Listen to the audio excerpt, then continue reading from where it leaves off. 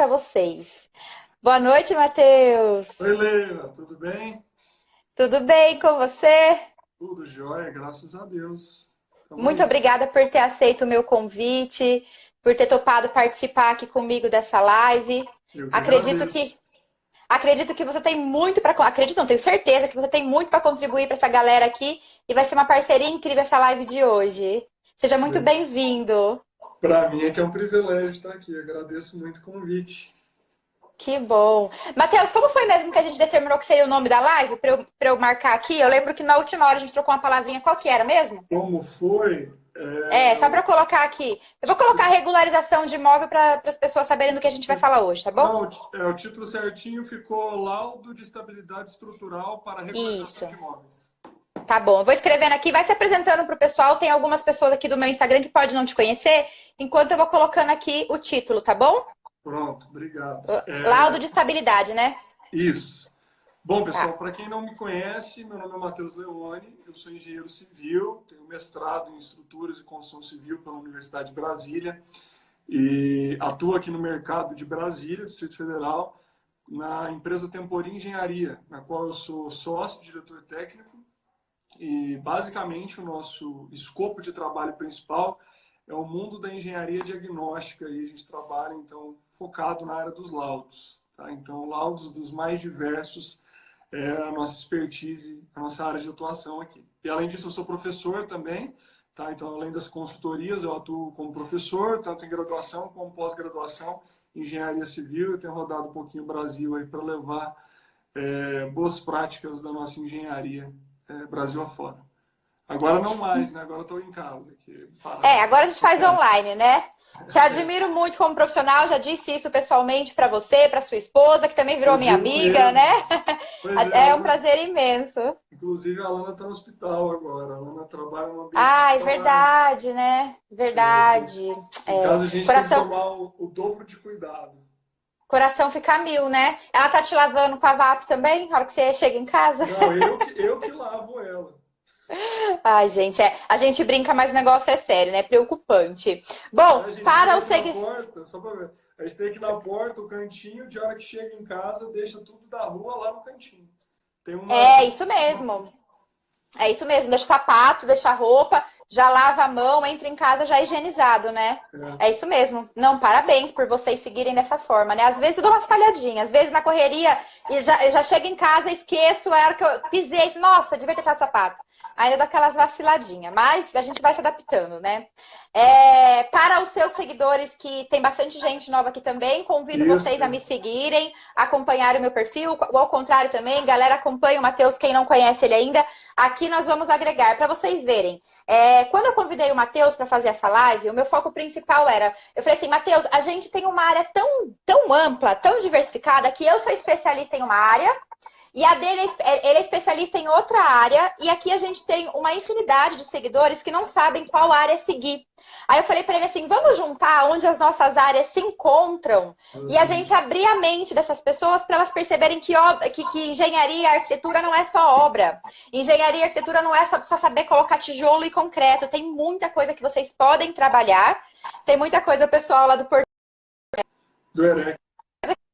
tem que trabalhar. Tem muita coisa que vocês podem ganhar dinheiro sem tanta concorrência, e o mais legal, que é o que eu prezo tanto dentro do meu treinamento, dentro do meu dia a dia aqui nos stories, que vocês realmente se identifiquem, que vocês realmente amem. Então, como a gente combinou, né, Matheus? Só vou abrir aqui para o pessoal como a gente vai fazer. Eu vou iniciar a live aqui explicando para vocês o que é uma regularização de imóvel. E daqui a pouco o Matheus entra dando o show dele, dando a aula dele aqui, que ele tem muito para contribuir. E vocês podem ir perguntando, que a todo momento, tanto eu quanto ele, a gente vai lendo aqui e respondendo as dúvidas de vocês. Então, o foco da live é trazer para vocês a parte de regularização de imóvel, para que vocês possam entender. O título que eu coloquei apagou. Não Ah, peraí, fixou? deixa eu... Se você Peraí, não voltar tá... lá, clica em cima e bota fixar. Então, mas eu tinha fixado. Ele não fixou de novo, ele fica, tipo, carregando, sabe? Tá Ah, carregando, mas não fixa. Enfim, para não que tem vocês problema entendam não. onde o laudo de estabilidade entra em conjunto com uma regularização de imóvel, tá bom? Então vamos lá. Para quem não sabe, regularização de imóvel é um procedimento burocrático feito por engenheiros, arquitetos, técnicos e tecnólogos de edificação, dependendo da metragem quadrada, cada um tem a especificação até onde pode fazer. Dentro disso, as pessoas...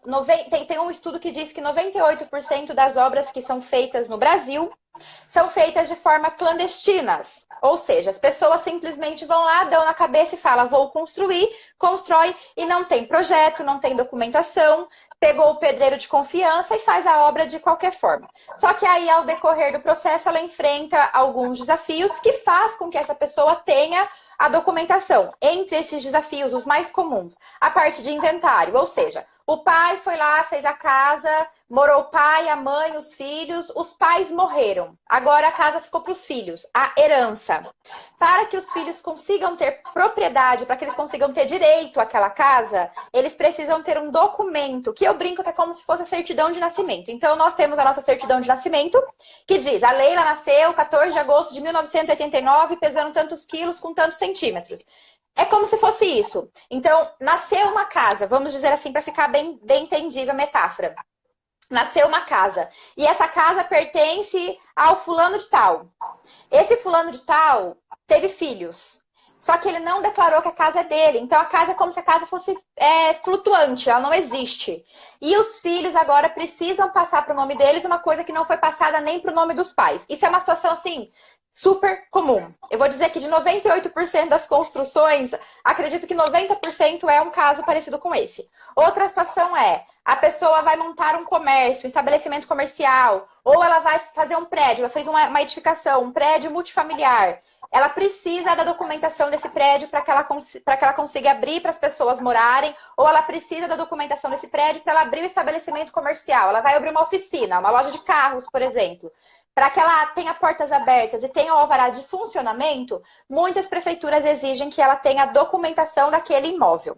E aí, quando a pessoa vai começar a buscar essa documentação, a primeira coisa que ela se depara é com a seguinte situação. Você precisa de um responsável técnico. Quem é o responsável técnico? Engenheiro civil, arquiteto, técnico e tecnólogo, para poder fazer essa documentação. Só que aí a grande dúvida vem. Mas, Leila, a construção está lá há 5 anos, a construção está lá há 30 anos, há 50 anos. Eu vou me responsabilizar se eu assinar, se eu fizer a minha responsabilidade técnica desse prédio? E aí eu te digo, sim e não. E é por isso que nós estamos aqui hoje para falar sobre esse sim e esse não. O sim, você se torna responsável a partir do momento que você precisa fazer um laudo de estabilidade, que daqui a pouco o Matheus entra explicando melhor sobre isso para vocês. E não, porque se você verifica que o imóvel está ok, ou seja, ele não tem fissuras, ele não tem rupturas, ele não tem infiltração, ele não tem umidade, se tem rufo, se tem calha, se tem disjuntor, a parte hidráulica, a parte elétrica, a parte dos registros de hidráulica. Se você verificou que o imóvel está correto ao que os olhos conseguem enxergar, você precisa fazer um laudo, que aí o Matheus vai explicar para vocês, e esse laudo vai te garantir que no momento que você foi fazer a regularização, o imóvel estava ok. E se por um acaso esse imóvel no futuro vir a ter algum tipo de sinistro e o proprietário que comprou entrou na justiça contra você, você consegue ter esse laudo para se orientar, talvez. Eu não sei nem se consegue, porque como é algo de interpretação, né? A gente tem que tomar cuidado muito com a segunda página. Se eu falo para você, não, fique tranquilo, você não vai ser responsável. Na segunda página, a gente sempre acha uma virgulazinha que a gente tem que tomar bastante cuidado e trabalhar com coerência. Por isso, é tão importante que vocês entendam o que é que vocês estão fazendo. Antes da palavra do Matheus, eu quero fazer mais uma observação. Eu falo muito para vocês que regularização de imóvel é um nicho super acessível para estudantes e para recém-formados. Estudantes fazer para profissionais já formados, uma espécie de estágio remunerado.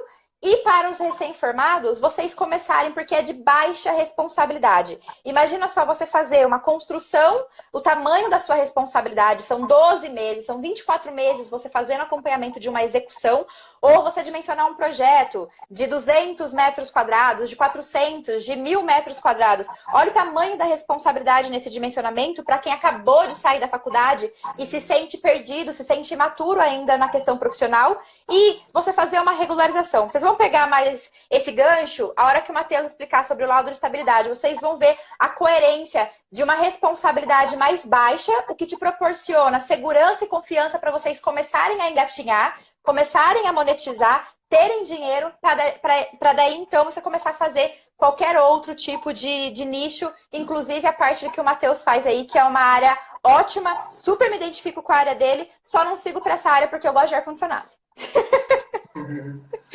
Matheus, com você. É rara a situação que eu fico dentro do escritório, mas... Eu vejo seus stories lá, você derretendo, menino. Agora mesmo eu parei aqui, eu estava escrevendo um laudo, parei para a live e vou voltar para o laudo depois da live. Mas um laudo de fachada. Professor, engenheiro, né? É muita coisa. Da corrida. Bom, pessoal, vamos lá. Dentro disso que a Leila tocou no assunto, né? Então, primeiro, para que vai servir esse laudo de estabilidade estrutural? Né? É um laudo que vai atestar a estabilidade e a solidez da edificação. Resumindo, é isso. Né? Então, por isso que quando você atestar a estabilidade e a solidez da edificação, o seu nome está ali, é a sua responsabilidade prezar por aquilo. Né? Só que, se a gente for pegar aqui, é importante também a gente deixar claro alguns pontos. Né? Por exemplo, tem cidades que vão ter previsto lá esse decreto já e tudo mais com relação à entrega desse laudo para regularização de imóveis, por exemplo, uma situação que a Leila colocou.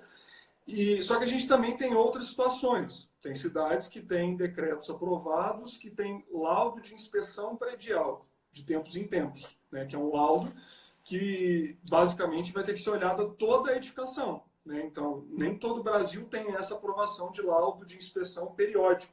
São só algumas cidades. Por exemplo, Rio de Janeiro tem, Fortaleza tem, Teresina aprovou recentemente. Então, não são todas as cidades, certo? Agora, por exemplo, outras cidades, como é o caso de Porto Alegre tem um decreto lá de que de tempos em tempos, eu não sei exatamente quanto que é esse tempo, você tem que apresentar um laudo de estabilidade estrutural de marquise, por alguns acidentes que aconteceram com marquises, e marquise, inclusive, é algo bem crítico, né, quando tem problema de estabilidade estrutural, né, de colapsar, é um sério problema. Né? Mas, enfim, dentro disso, por exemplo, algumas cidades têm modelos também do que entregar. Só que assim, o que é um modelo que geralmente, basicamente, que é lá?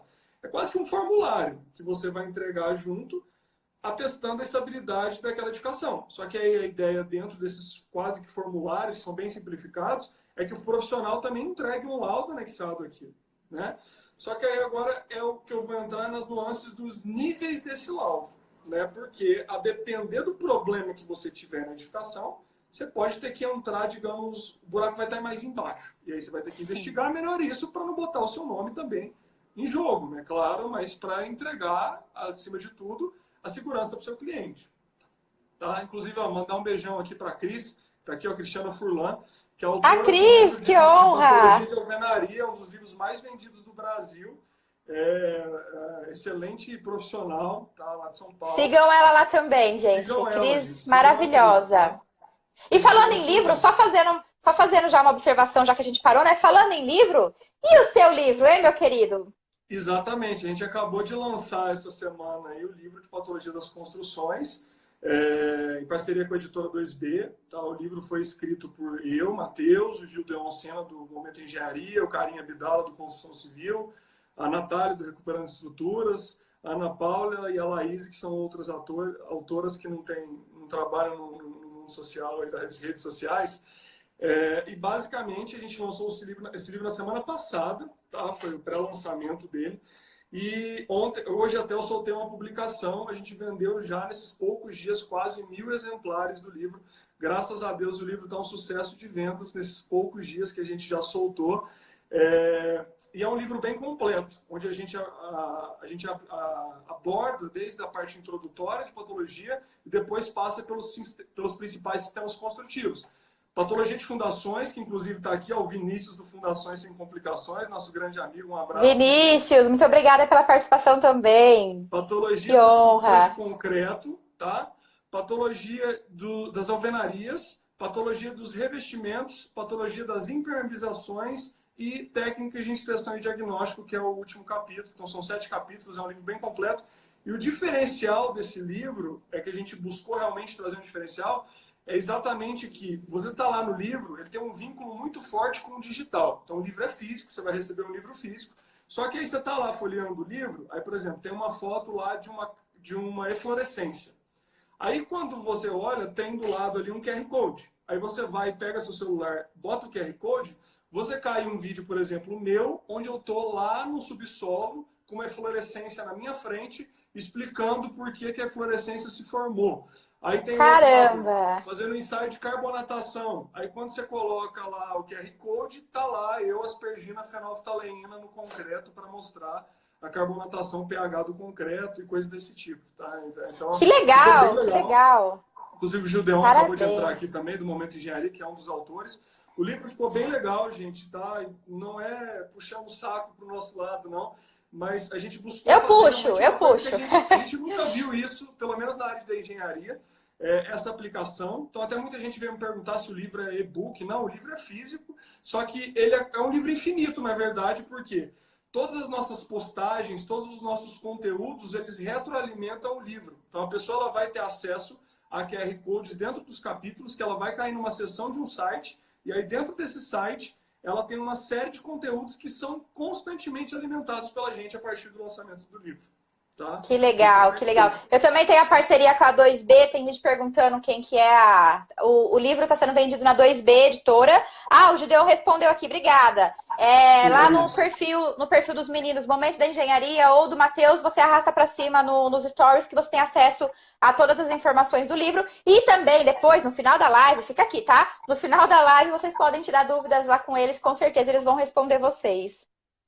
Claro, com certeza, tá? Então, vejam lá nos stories, no feed, na bio, para todo lado tem esse link. Então dá uma olhadinha. E a dica, tá? O livro ele começou em preço de pré-lançamento, ele já subiu um pouco o valor, mas ele ainda está mais baixo do que o valor normal dele. O valor normal dele é R$ 139,90 e ele só está por R$ 97 os últimos dias nesse valor que ele vai subir. E ele tem subido, e como eu falei, nós autores não temos controle do preço. Quem regula essa questão do preço é a editora. Então eu só aviso as pessoas, eu falo, gente, aproveita, pelo amor de Deus, que vai subir. Pois é, pois é. Eu tenho uma parte no meu canal que eu faço resenha dos livros, né? E o meu canal é novo, inclusive, né? Eu comecei a levar a internet como profissão há pouquíssimo tempo, até então era uma brincadeira que eu não sabia nem o que estava acontecendo. E lá no meu canal eu faço resenha dos livros em geral, de empreendedorismo, de engenharia, de arquitetura, desenvolvimento humano. E com certeza eu vou fazer esse livro de vocês. Quem sabe? A gente não faz ainda presencial, porque eu sei que a gente vai se encontrar muito ainda esse ano, se Deus quiser, amém. Esse coronavírus vai embora pra gente poder se encontrar. Quem sabe a gente não faz até uma resenha já no presencial e põe lá para essa galera ver. Exatamente. Vamos se encontrar, com certeza. Mas vamos voltar aqui ao nosso assunto. Obrigado pela oportunidade de divulgar o livro. Então fiquem de olho lá, que já subiu um pouquinho, mas ainda está no preço bom. Falando desse lado de estabilidade, gente, primeiro ponto, tá? Não tem como você dar um preço sem ir no lugar e ver quais os problemas que você tem, tá? Então é importante que você vá antes para poder depois dar o preço que você vai cobrar. Inclusive, depois de explicar, eu vou falar como que você vai cobrar. Obrigada, Gideon. Desculpa, te cortei. Não, fica tranquilo. Mas você vai ganhar mesmo. O Gideon falou que eu tenho um presente. Eu quero assinado por vocês, tá? Você vai ganhar. Não vai dar para assinar agora, que o livro sai direto do Salvador. Só se o Gideon assinar agora. Senão ele vai ter que... Tá, não, depois eu levo ele em Salvador para você assinar para mim. Não, pro Gideon. Eu falei que fica em Brasília. Não, mas você não vai para Salvador, não? Agora não tem previsão ainda não. E você vai na Feicom? Na Feicom não vou, não. Ah, poxa vida! A gente arruma um lugar. Eu sei onde que eu vou te encontrar, no ENEC. No ENEC. Então, em Salvador. Por verdade, no ENEC. Pronto, é Salvador. No ENEC, a gente vai... Eu esqueci. Era já para essa semana que vem, né? Mas faz parte. Então, assim, gente, por que eu falei? Depois, no final, eu vou falar como você pode cobrar por isso, qual que é a base de cobrança que você pode utilizar. Afinal, é um serviço, né?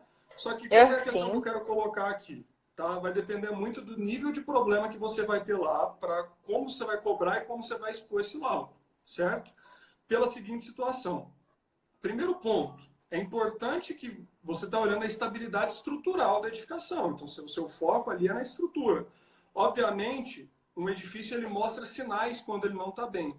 Isso é o bom do concreto armado, por exemplo. O concreto armado, ele não é uma estrutura que rompe de uma vez sem avisar. Ele mostra sinais, por exemplo, antes de colapsar.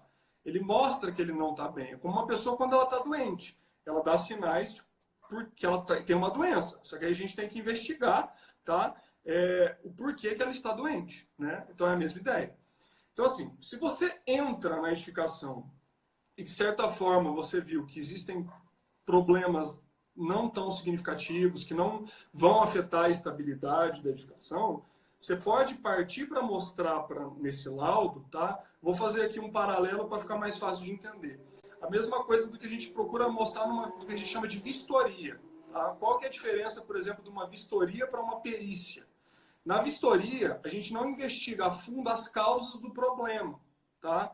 Desde que seja possível fazer isso, desde que tenha um escopo para fazer isso. O maior exemplo de vistoria é a vistoria cautelar, ou vistoria de vizinhança. Por exemplo, você vai fazer uma construção e é importante que o próprio construtor faça uma vistoria cautelar nas edificações vizinhas para registrar tudo que já tem, para que, se caso tenha algum problema posterior, as pessoas estejam resguardadas, mas também para que, se caso já existisse um problema, ele não seja culpado por algo que não foi ele que fez, né? Então, só que dentro de uma vistoria, você não investiga a fundo as causas do problema, mas você vai relatar os problemas que estão ali, né? Então, isso aí seria uma análise um pouco mais superficial.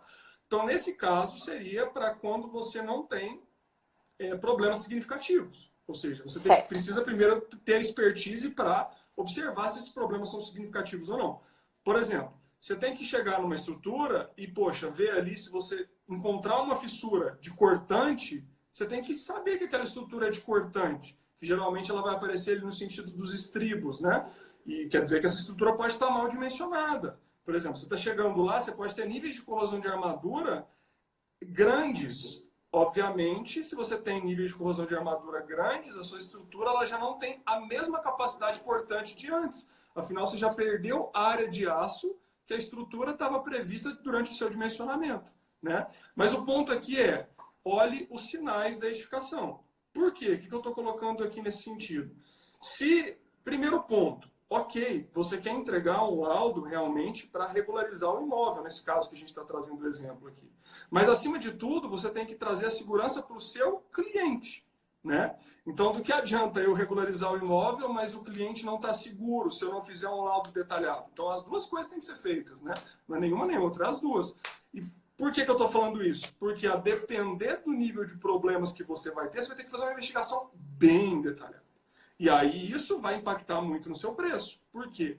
Se você precisar fazer uma investigação bem detalhada, como, por exemplo, chegar ao nível, talvez, até de ter que recalcular aquela estrutura, você vai precisar de equipamentos, você vai precisar de ensaios mais específicos, e isso impacta muito dentro do seu preço e, obviamente, no nível de detalhamento do seu laudo. Então, agora você já começa a entrar num nível para explicar profundamente os problemas que tem ali e, no final, chegar numa conclusão e colocar assim, ó, ok, a edificação ela está ok ou não, a edificação não está ok, se não está ok, o que precisa ser feito?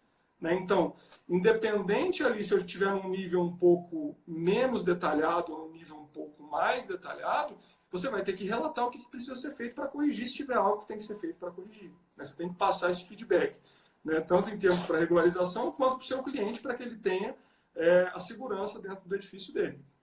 Quer falar? Matheus, deixa eu fazer uma pergunta.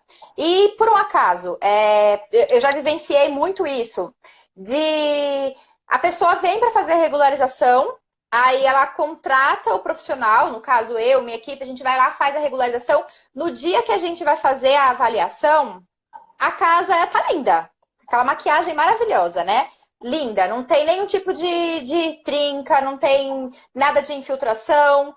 Porém, passado 4 anos, o período ainda de garantia, o banco entra em contato dizendo que agora a casa está com problemas estruturais e já teve situações de ir até o local e ser aquelas rupturas que dá para enfiar a mão mesmo, né? E nesse caso, se a gente faz esse laudo ele garante alguma coisa no processo judicial para nós profissionais ou não? Com toda certeza. Por quê? E aí que vem agora o que eu já ia falar no segundo tópico, que são os itens que é bom você já colocar nesse laudo. Eu vou te dar um Legal. embasamento aqui do que você tem que colocar de tópicos. Por quê? Você vai ter que seguir norma, tá? Vamos lá. O que a gente sempre faz aqui na empresa, até, já é de praxe. Esses tópicos básicos dessas normas que eu vou te falar aqui agora e dessas recomendações, a gente coloca em todos os laudos nossos. Todos, todos, todos. Por quê? Se o cliente ele quiser entrar com um processo judicial depois por algum motivo, porque ele ataca, ele tem um apoio nesse Travou. sentido, tá? Tá. Quais seriam, onde você vai encontrar esses tópicos? Primeiro, na norma de perícias, que é a 13752, tá? Você vai encontrar lá os tópicos principais que tem que ter dentro de um laudo. Isso parte desde as coisas mais básicas mesmo. Quem que é o seu contratante? Qual que é o objetivo daquele documento? Qual que é a metodologia utilizada? E assim por diante. Além disso, eu recomendo que vocês olhem, tá, a norma de inspeção predial nacional do IBAP. Para quem não conhece o IBAP é o Instituto Brasileiro de Avaliações e Perícias de Engenharia. A gente está agora, nesse momento, com a norma de inspeção predial quase que saindo. Agora que essa história do corona, ela deve sair da metade do ano para frente. Só que dentro disso, tá, o único documento que a gente tem mais documentos, mas o documento hoje mais utilizado no sentido de diretrizes para algum tipo de inspeção é esse. Então lá dentro, por exemplo, fala também quais são os itens essenciais de um laudo. Então você vai cruzar o que a norma fala, o que o IBAP fala e também o que o Código de Processo Civil fala. Então tem lá uns artigos dentro do Código de Processo Civil, CPC, que também falam dos principais requisitos dentro de um laudo. Tanto a 13752 quanto o CPC focam nas perícias, tá? Então, as perícias, que aí entra aquela diferença do que eu ia falar. Na perícia, o que é a perícia? A perícia você vai investigar a fundo qual foi a causa, qual foi o mecanismo e qual é a origem daquele problema para poder explicar aquele problema, né? E aqui foi o que eu falei da questão do laudo de estabilidade. Se você está chegando num nível em níveis de problemas mais graves, poxa, você vai ter que explicar o que aconteceu ali. Você vai ter que garantir para o seu cliente. Ou então, ok, talvez no primeiro momento você possa entregar um laudo mais raso, mas ali você já está gerando um serviço para depois falar para ele, ó, eu vou ter que retornar e fazer ensaios mais específicos agora para que a gente possa determinar quais são as causas, as origens dos problemas, para que aí sim eu possa te passar uma recomendação de correção. E aí já é um outro serviço também. Afinal, por quê? Você chegou ali, por meio do seu laudo, você vai fazer, por exemplo, todo o levantamento estrutural e você pode chegar à conclusão que é necessário fazer um reforço daquela estrutura, tá? E você só consegue fazer o reforço da estrutura por meio de todo o levantamento que foi antes, que foi feito antes. E é muito ruim, particularmente a gente aqui, quando a gente pega algum serviço de reforço estrutural, a gente não consegue passar um orçamento do laudo mais o reforço. Por quê? Que é bom você trabalhar dessa forma. Porque o laudo ele vai ser o input para o reforço. E muitas das vezes, só no olhômetro, eu não consigo saber o que de fato vai ter que ser reforçado. E se você trabalhar dessa maneira, é possível? É, só que você vai acabar tendo que subir o preço para garantir a sua segurança também nesse sentido, senão pode ser muito arriscado de você ter muito mais trabalho do que você previu e você sair num prejuízo num laudo desse. Então tem que tomar cuidado. Por isso que eu gosto muito de trabalhar com o laudo, e aí a partir do laudo você vai ter o input para fazer o reforço da estrutura e entregar um projeto de reforço, caso a sua edificação apresente insegurança para o seu usuário. Né? Seria meio nessa linha. Então, o que a gente está colocando aqui, resumindo, por mais que a gente tenha decretos que vão falar em laudos de estabilidade estrutural, não existe um modelo de documento do laudo em si completo. Né? O que a gente tem, às vezes, são anexos que vêm junto dos decretos, que vão trazer ali uma espécie de um formulário que você anexa ao seu laudo. Só que o seu laudo é você que vai fazer. Então, assim, essas ferramentas que eu estou te dando é para que você esteja de acordo com as normas e até facilite a vida do seu cliente. Então, você já está matando duas coisas numa machadada só. Sim, sim. Deixa eu fazer uma observação aqui. A área de regularização de imóveis, que é uma área que eu sou especialista, a gente vê no mercado pessoas que não fazem noção do que a gente está conversando aqui nessa live. Se você for conversar aí na sua região, fazer uma pesquisa de mercado, você vai perceber que 200% dos escritórios não fazem o que nós estamos comentando aqui. Por que eu quero fazer essa observação agora? Porque agora, daqui a pouco, ao decorrer da live, o Matheus vai começar a falar sobre precificação do laudo. Não é a precificação da regularização. A gente tem que entender que são trabalhos diferentes que precisam ser feitos para concluir a regularização. Então, volta aqui. A gente está com a família lá, os irmãos que precisam fazer o inventário, eles querem vender a casa de 30 anos, a casa tem 30 anos construída, eles querem vender aquela casa para dividir o dinheiro, fatia igual para todos os irmãos. Então, foi por isso que ele chegou até você. Aí ele chegou até você, você foi lá e vai fazer o orçamento. Você vai fazer a regularização, que é um processo, e você vai fazer, antes da regularização, a sua avaliação. E, se necessário, a perícia. Isso, não, e aí você tocou num ponto-chave agora, que é a questão de avaliação, que é uma outra área, que é a precificação, que nós também podemos atuar nessa área. Que você vai poder, por meio de uma avaliação, precificar o imóvel para aquela pessoa, para, por exemplo, seja feita a partilha ali da herança do fulano. Sim, sim. Normalmente isso é feito pelo banco, né? O engenheiro trabalha para o banco e o banco vai lá e faz a avaliação. Quando é vinculado ao banco, num processo de financiamento. Mas você pode ser um avaliador externo também para já entrar com um processo, né? Entendi. Entendi, ó, mais um nicho para vocês. A gente veio com uma quantidade de nichos e trouxe mais nichos exemplo, aqui. Essa parte de avaliação especificamente, eu não sei nada. Não é um nicho Nem eu. que eu atuo. Então, Nem eu. Embora assim, hoje a gente preste esse serviço no escritório, quem faz a parte de avaliação é a minha sócia. Tá? Então, toda a parte de avaliação é ela que faz. Então, é uma parte que envolve, é claro, é porque as pessoas, na hora que pegam o nome avaliação, às vezes pensam que avaliar também está só no sentido de ver problemas. Não, mas a avaliação aqui está muito mais no sentido de precificação. Então, você tem uma série de coisas que podem precificar um imóvel. Por exemplo, o governo vai fazer uma desapropriação. Ele tem que indenizar o fulano porque ele vai passar uma estrada na terra lá do cara. Então, quanto que ele vai pagar ali? Aí vai lá um engenheiro, avaliador ou um arquiteto para fazer uma avaliação e falar quanto que custa aquilo ali, por exemplo. Né? Então, é isso. Sim. Legal, legal. Então, aí, seguindo aqui o raciocínio, vocês precisam entender a questão de... A grande questão é que, né? Se você vai lá fazer a regularização do imóvel, você se priva de fazer essa avaliação, porque na faculdade ninguém te ensinou essa avaliação, não, desculpa, esse laudo. Você se priva de fazer esse laudo, porque, primeiro, na faculdade ninguém te ensinou, acho que esse é o ponto crucial, na faculdade, praticamente nenhuma faculdade fala sobre isso.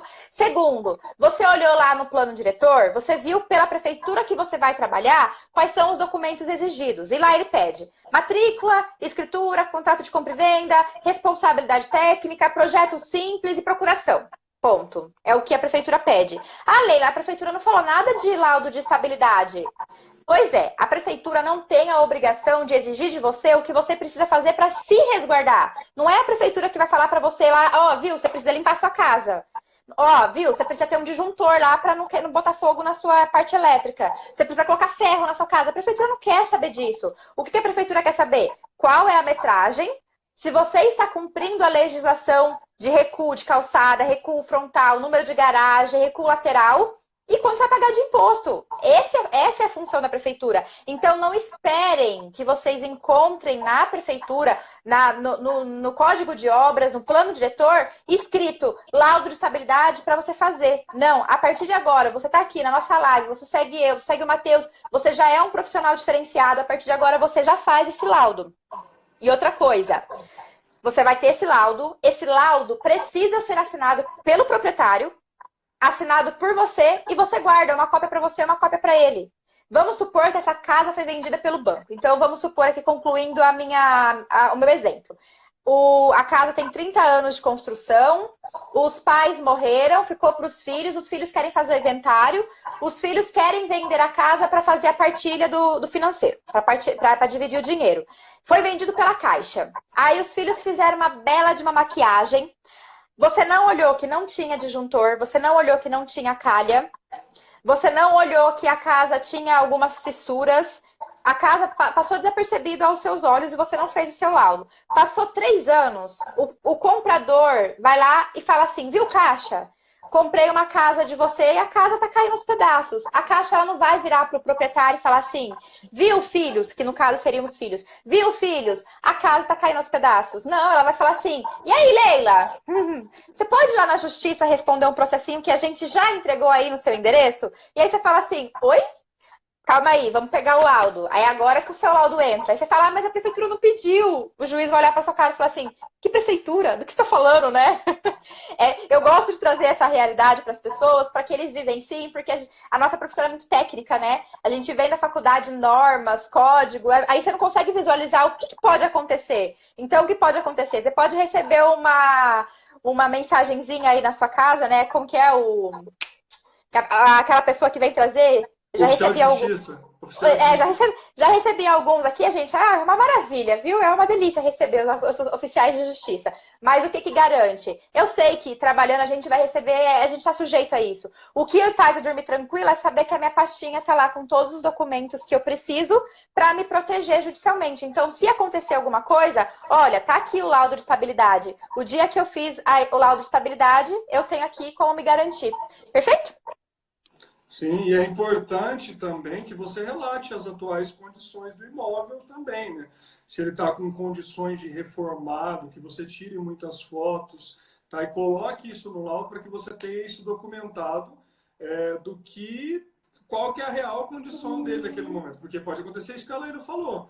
Ele pode ter maquiado o imóvel e ali, com o tempo, o problema começar a aparecer, né? Então... Sim.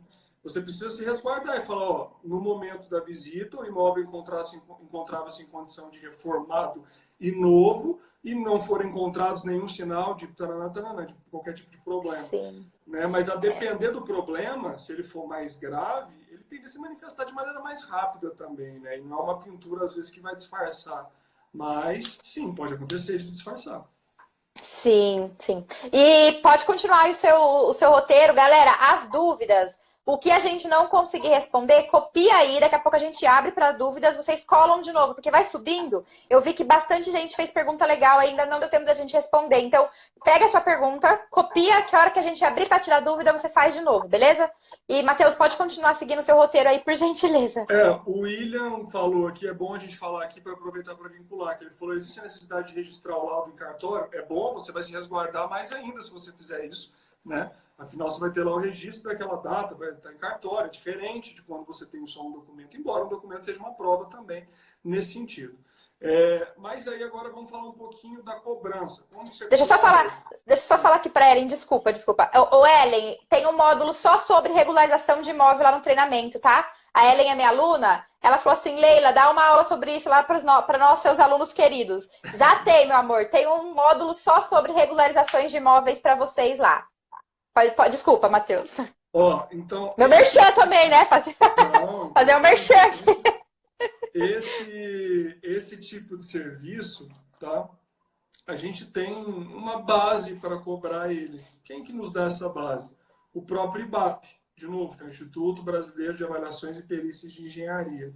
Né? Então, toda essa parte de trabalhos da engenharia diagnóstica, vamos colocar assim, a gente utiliza muitos honorários do IBAP. Onde que você encontra isso? Você entra no site do IBAP do seu estado, que lá vai ter um documento falando desses honorários. Hoje aqui para Brasília, tá, a hora técnica do IBAP, tá, para esse tipo de serviço, que é um serviço de expertise técnica mais elevada, ele está na faixa de R$430 a hora técnica. Tá?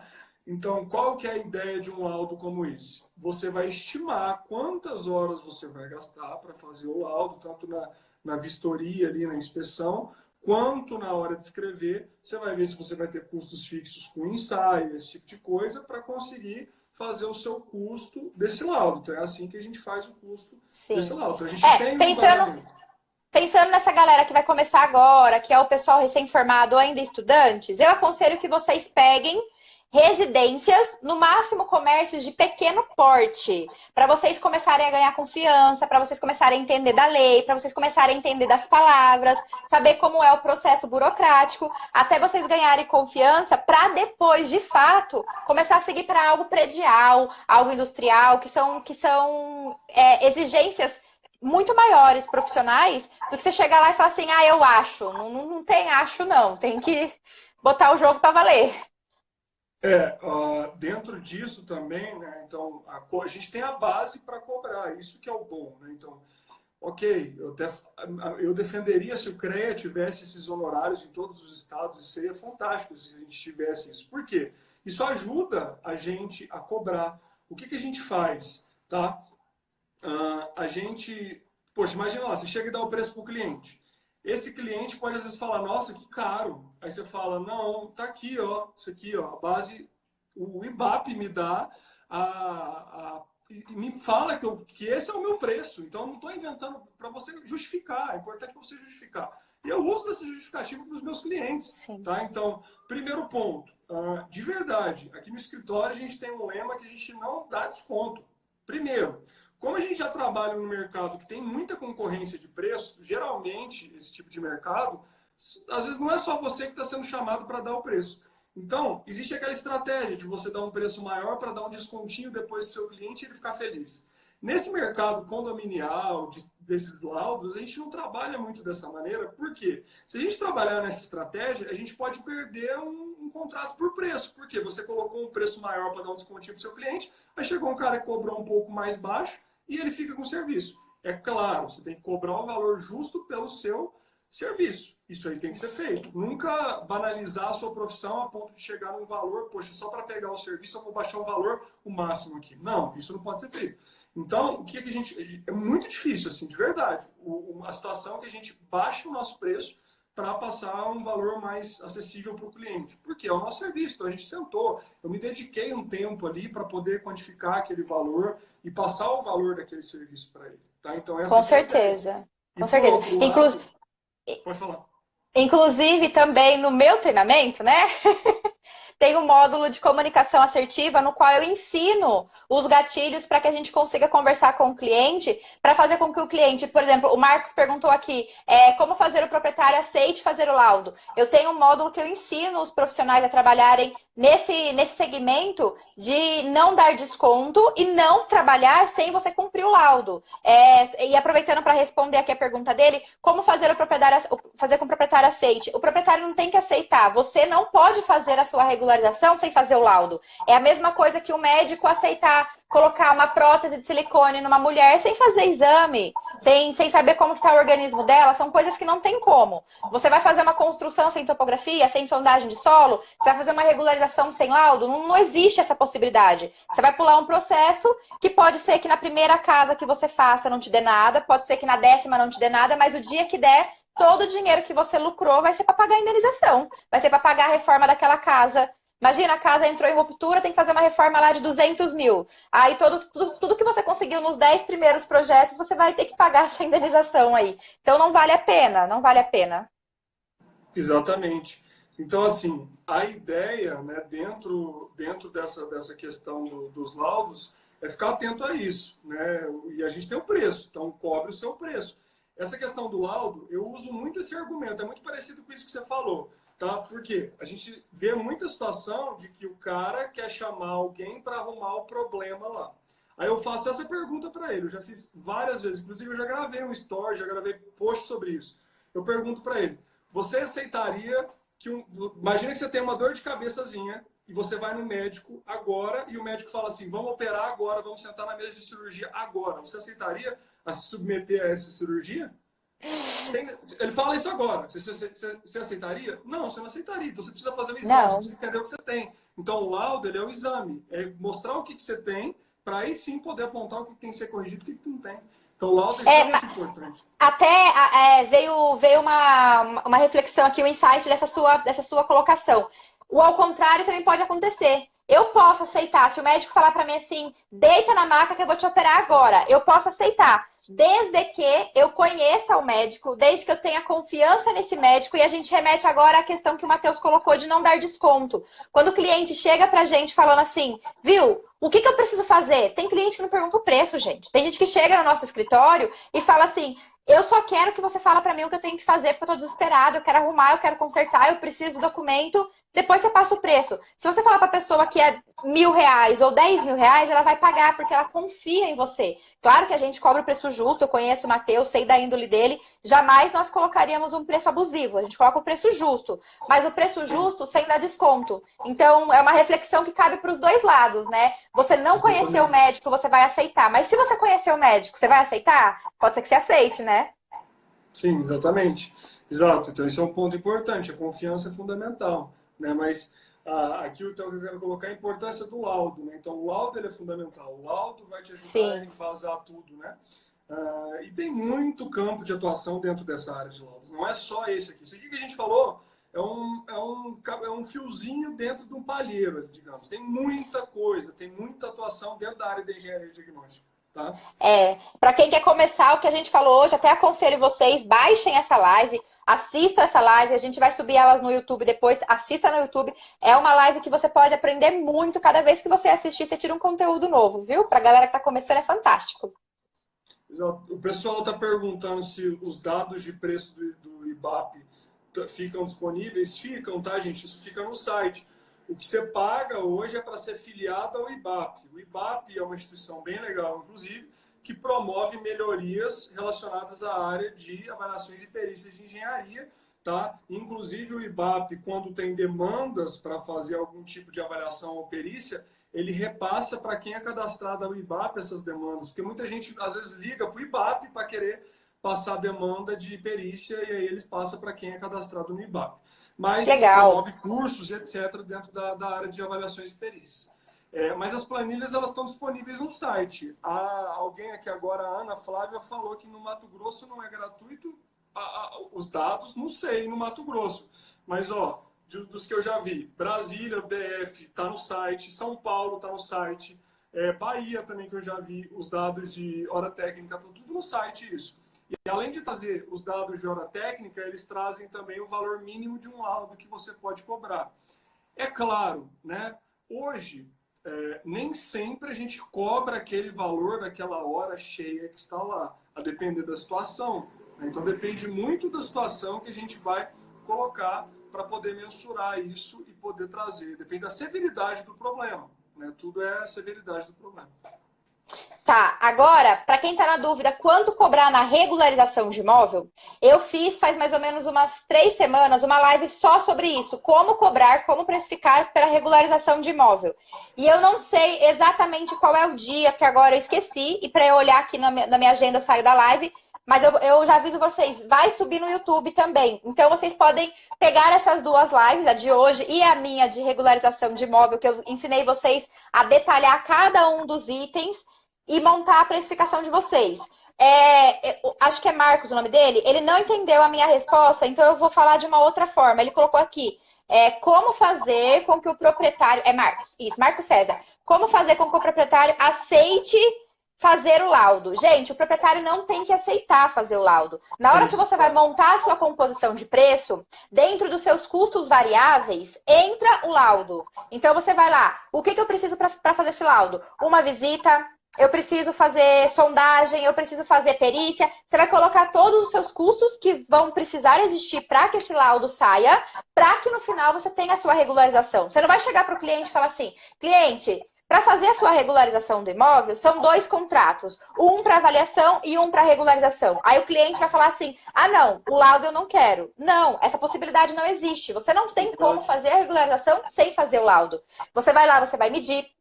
Você vai fazer topografia, você vai precisar fazer o relatório fotográfico, você vai investir 30 minutos, 40 minutos, 1 hora, fazendo vídeos, fazendo fotos, anotando, medindo. Então, é um estudo que, independente do cliente falar que ele quer ou não, você precisa fazer, senão a regularização não existe. Então, não tem que o cliente aceitar ou não. Ficou claro, gente? Expliquei de uma outra forma aqui, porque ele repetiu 3 vezes a pergunta. Eu acho que ele não tinha entendido ou ele não ouviu eu respondendo. Marcos César, ficou claro? Tá.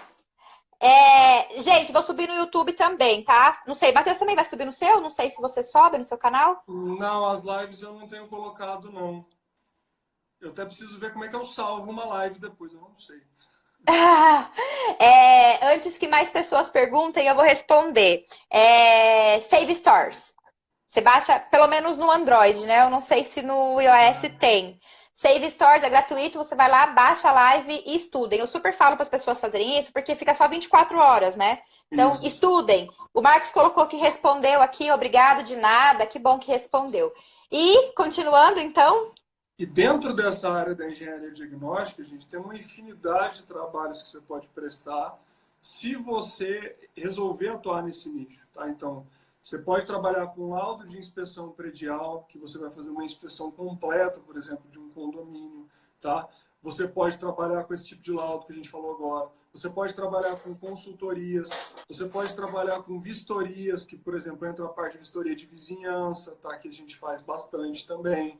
Então, tem muito nicho de atuação dentro da área da engenharia diagnóstica. E, basicamente, o que a gente faz é a mesma coisa que o médico faz com a gente, né? Pessoas, a gente faz com os edifícios, as construções, que é a área que a gente chama aí também de patologia das construções, né? Que é entender os problemas que a gente tem e explicar o porquê que estão acontecendo aqueles problemas ali. Então, é estudar. Patologia vem de patos mais logos. São duas palavras gregas, tá? Que quer dizer estudo da doença. Então, patos é doença, logos é estudo. Ou seja, eu vou estudar a doença, mas aqui agora a gente estuda a doença das as doenças das construções. Legal. E da mesma forma que a gente mostra sinais quando a gente está doente, as construções também mostram sinais que elas não estão bem.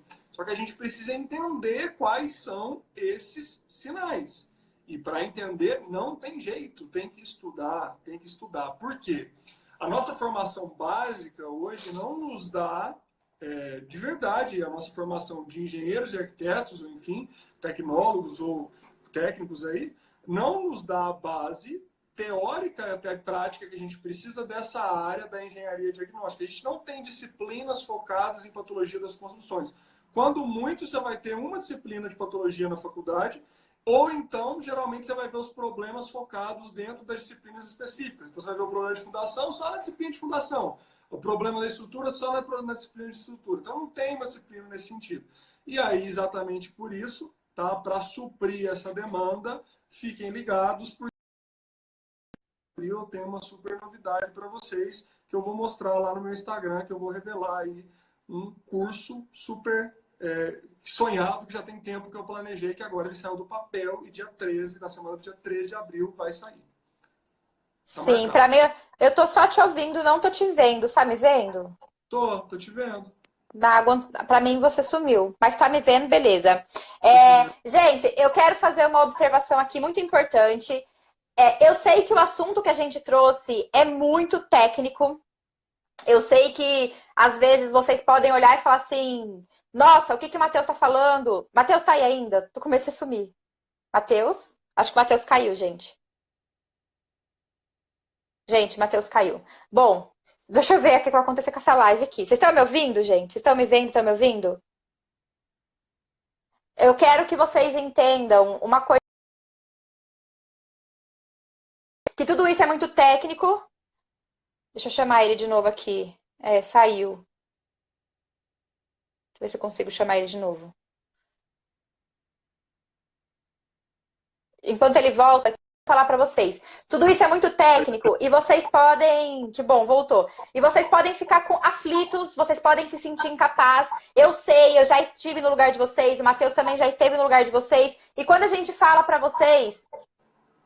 Quando a gente fala para vocês a respeito desse monte de informação e norma e planilha e ter que conversar com o cliente, precificar, você fala, meu Deus, o que é que está acontecendo? Nossa senhora, agora que você entrou, o povo entrou atrás aqui, bem no finalzinho da live. Olha quem chegou aqui agora. Oi, Alana! Um beijo, querida, saudades! Se cuida, viu? Parabéns pela profissão. Que Deus te abençoe grandemente. Você é uma das guerreiras aí que tem cuidado do nosso povo brasileiro. Pode deixar. Obrigada. De nada. Tchau. Ela fica brava comigo que eu virei ela na live aqui, ó. Ai, mas ela é maravilhosa, gente. Ô, mulher elegante. Meu Deus do céu, acho ela lindíssima. Gente, o que eu quero dizer pra vocês é o seguinte. Siga o Matheus, quem não segue. Quem segue o Matheus e não me segue, me siga. Por quê? O que eu quero que vocês entendam é que existe todo um processo de amadurecimento para que vocês consigam assimilar e entender tudo isso que a gente explicou na live de hoje. Eu não me tornei especialista a hora que eu peguei o CREA na mão. O Matheus não se tornou especialista quando ele pegou o CREA na mão. A gente está numa trajetória, numa caminhada faz bastante tempo, inclusive por isso que a gente tem os nossos cursos. O Matheus acabou de falar que vai lançar o curso dele, já procura fazer a pré-inscrição. Quem quiser saber um pouco mais sobre a parte burocrática também, já faz a pré-inscrição para o meu também, que ainda não tenho data para abrir, mas é dentro desses cursos que vocês vão ganhar maturidade para conseguir de fato trabalhar com tudo isso. Então, não se desesperem em falar assim, ai meu Deus, esse monte de coisa que eles falaram, eu não sei por onde começar. Tá tudo bem você não saber por onde começar. Antes você nem sabia que existia. Olha que legal, agora você sabe que existe. Agora já é algo que te despertou curiosidade. Vai lá nos stories do Matheus, assiste ele diariamente, leia todas as postagens que ele faz, assiste os vídeos que ele publica, vê se isso mexe com o seu emocional ao ponto de você falar assim, cara, eu quero aprender mais sobre isso, quero aplicar isso no mercado, como que eu faço? Próximo passo, investir um tempo, investir um dinheiro em mentores. Então você já sabe que ele é uma pessoa de referência, vai atrás, se torna um responsável pelo que você vai executar gradativamente. Eu falo isso com muito amor e carinho, Matheus, porque eu já vivi isso. E eu recebo muito depoimento de pessoas que falam assim, Leila, nossa, sua live foi incrível, mas engenharia não é pra mim. Eu pergunto, mas por quê? Ah, porque eu sou burro. Ah, porque eu sou incapaz, eu não sei nada do que vocês estão falando. Faz 5 anos que eu tô na faculdade, não sei nem que norma é essa que vocês estão falando. Gente, é normal vocês não saberem. Vocês estudaram durante 5 anos, ou ainda alguns estudam, para serem bons alunos. Sim. Ninguém sai da faculdade sendo engenheiro. Isso é um segredo que a faculdade não conta, mas nós ficamos na faculdade durante 5 ou mais anos sendo bons alunos. Se dedique a ser um bom aluno. Saiu da faculdade, você volta para o marco zero. Você está lá no zero de novo. Hoje a gente tem a facilidade dos cursos EAD, hoje a gente tem os congressos, tem a internet, o YouTube. Então, a partir do marco zero, você vai desenhar o que é que eu vou fazer para me tornar um profissional qualificado. Bom, vou lá. E o aprendizado é constante, é todo dia. Sim, não tem essa, é isso. Eu aprendi amanhã, com essa live de hoje. Amanhã, por exemplo, eu vou fazer uma live com o Júnior Campos. Ele estava até aqui agora há pouco, mandou um oi. Tava. Tem muita gente, o Felipe Soares está aqui, o Lucas do Review Engenharia estava aqui, a Cibele. O Felipe, a Cibele. Então, assim, amanhã eu vou falar na live com o Júnior Campos como prestar um outro serviço, que é o serviço de gestão da manutenção de um condomínio. Como que você vai poder oferecer um serviço para fazer a gestão da manutenção de um condomínio? O que é esse serviço? Como você cobrar por ele? Já é um outro serviço que é possível fazer. Então, amanhã eu estou falando sobre isso, tá? Então é isso aí. Amanhã, 21h15. Perguntaram o horário e perguntaram se o meu curso vai ser online. Vai ser online, totalmente online, para que todo mundo consiga participar, porque o presencial não dá a nossa mobilidade, né? Explica um pouco mais sobre o seu curso. Enquanto você explica, galera, manda as perguntas para baixo. Ah, não vai mandar nada. Explica sobre o... Tem 20 segundos. Muito obrigada pela participação de todos, gente. Muito obrigada, Matheus. Quem quiser saber sobre o curso do Matheus, manda direct lá que ele responde para vocês. Quem quiser saber sobre o meu, manda direct. Gente, muito obrigada pela participação de todos vocês. Vocês são incríveis. Beijo. Fiquem com Deus. Pessoal. Até a próxima. Obrigado, Leila, pelo convite. Até mais. Tchau, tchau. Seja sempre bem-vindo. Tchau, tchau. Tchau. Fica com Deus. Amém.